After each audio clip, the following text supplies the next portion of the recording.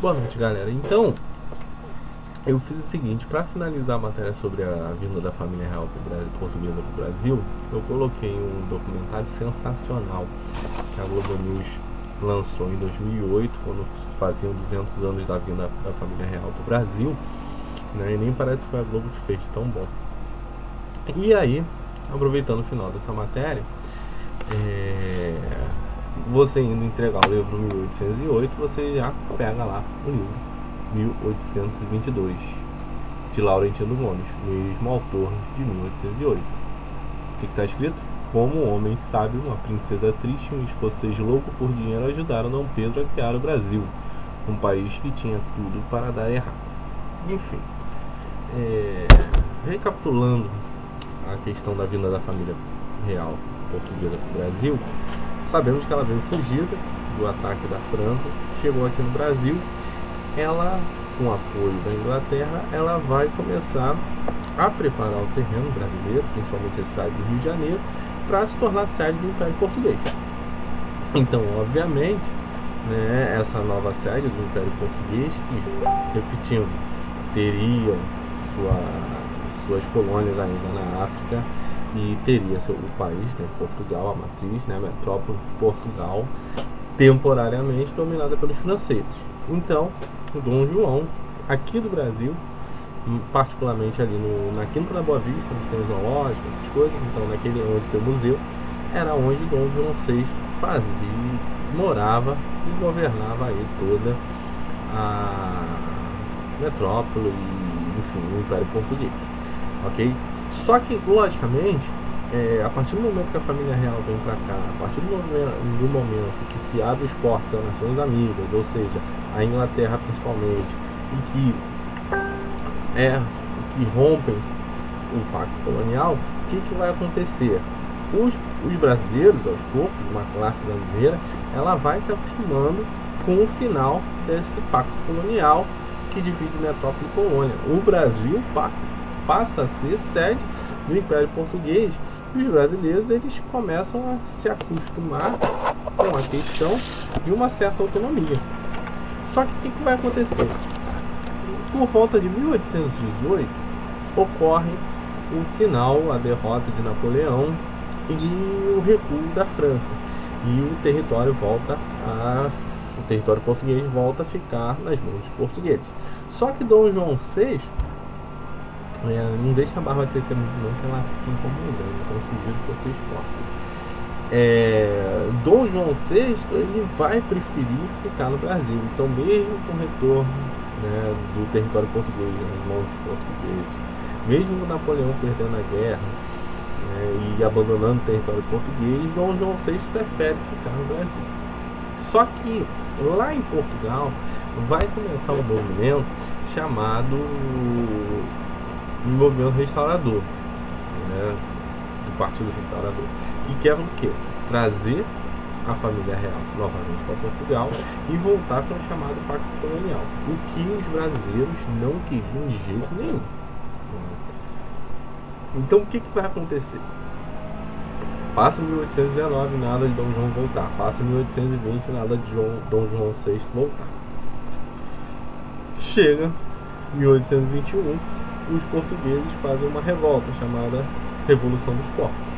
Eles vão pedir, né, vão exigir o retorno de Dom João VI.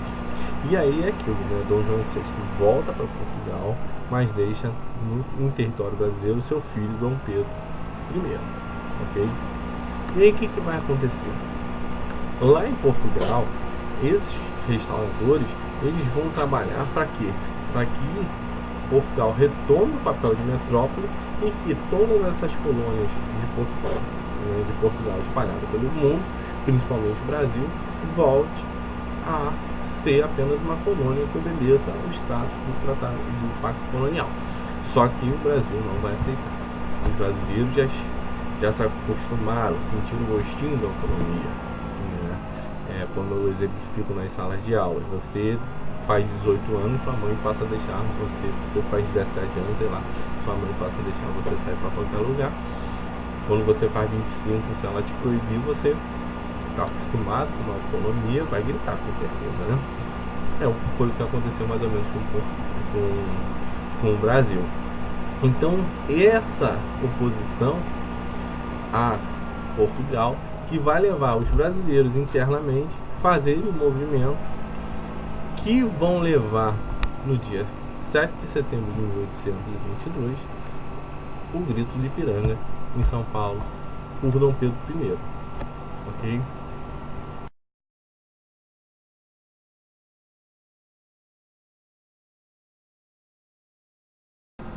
Bom, para não se alongar muito, mais ou menos, o que acontece? Qual é a grande diferença da independência do Brasil? Né? Que a gente, quando pega o mapa da América Latina, América Central e América do Sul, nós começamos a observar que todos esses territórios, que hoje em dia são países como Argentina, Peru, Bolívia, Paraguai, Uruguai, Brasil, Equador, eles foram se tornar independentes no século XIX, no início do século XIX. Quando chega 1850, a maioria dos países da América Latina já estão independentes. A maioria, logicamente, da sua metrópole, que era a Espanha, e o Brasil, o único país cuja metrópole era Portugal. Por isso nós falamos português e nossos queridos argentinos falam espanhol. Okay? Mas qual foi a principal diferença? Não houve, propriamente dito, um rompimento, né, do status quo. O que significa isso? Status quo, né? Do modus operandi. O que significa modus operandi? Ou seja, não mudou nada, basicamente. O Brasil, antes de sua independência, ele era um país monocultor, na época produzia, né, cana-de-açúcar, principalmente. Era um país escravocrata. Depois continuou sendo escravocrata, ou seja, continuou tendo mão de obra escrava.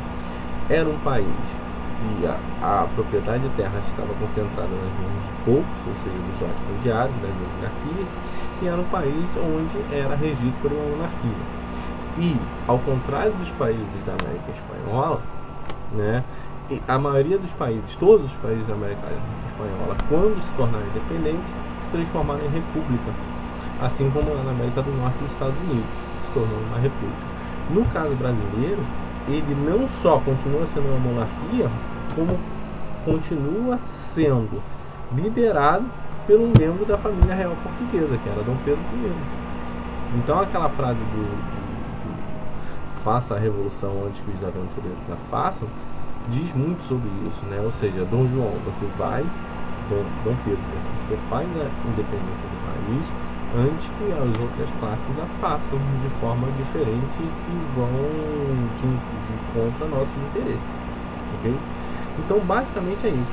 Algumas pessoas falam, não houve confronto no processo de independência do Brasil. Houve confronto sim, tanto é que Portugal só vai liberar, só vai abandonar o território da Bahia em 1823, ou seja, houve confronto nesse processo de independência, só que logicamente quando nós vamos comparar com os outros países da América Latina, o confronto foi diminuto, mas houve confronto. Ok, galera? Então, basicamente, nessa transição de colônia para país independente, né, olhando numa visão macro, ou seja, uma visão generalista das coisas, o Brasil não passou por grandes transformações. Pelo contrário, continuou com o mesmo tipo de produção, com o mesmo tipo de propriedade, com o mesmo tipo de governo e etc. E com as mesmas relações econômicas que tinham com a Inglaterra e com a dependência financeira da Inglaterra. Ok? Então basta lembrar que o primeiro país a reconhecer a independência do Brasil foi a Inglaterra, certo? E a Inglaterra não só foi o primeiro país a reconhecer, como emprestou um dinheiro para o Brasil pagar a Portugal para Portugal aceitar a independência. Ou seja, o Brasil já se torna independente com uma dívida externa enorme com a Inglaterra. E outra história interessante também, que Portugal só vai ter o trabalho de receber o dinheiro. A Inglaterra emprestou dinheiro para o Brasil. O Brasil pagou a Portugal. Portugal pegou esse dinheiro e pagou uma dívida que tinha com a Inglaterra. Ou seja, esse dinheiro que saiu da Inglaterra volta para a Inglaterra. Por que isso? Porque a Inglaterra nessa época era a potência hegemônica, ou seja, era a líder, mandava na porra toda, certo? Porque ela tinha uma frota marítima enorme, né, e já estava bastante avançada no seu processo de industrialização. Era chamada Oficina do Mundo. Ok, galera? Então, basicamente, dá para ter uma noção de como foram as coisas, como as coisas funcionaram no processo de independência, para quando chegar lá na prova final da UERJ, a gente já ter mais ou menos uma noção, né, nas questões, né, quem tiver tempo, quem te lê pelo menos alguns capítulos desse livro, vai lá na biblioteca amanhã, sexta-feira, ver se tem. Se não tiver, deve ter na internet. Sempre utilizem na internet para pesquisar sobre os assuntos, se aprofundar sobre os assuntos. Tem professores muito mais talentosos que eu, muito melhores, né? Enfim, com mais tempo, que puderam preparar algumas didáticas melhores. Eu estou nessa correria, nesse intensivão. Então por isso que as aulas estão beirando a monotonia, porque a gente precisa correr nessa semana para fazer as últimas aulas aí, já para a galera que vai fazer a UERJ e no sábado e domingo, se eu não me engano. Então é isso, um abraço a todos, um bom final de semana. Amanhã nós estaremos falando de Era Vargas. De manhã eu vou tentar fazer um vídeo de Era Vargas e no finalzinho da noite sobre ditadura militar. Beleza? Um grande abraço.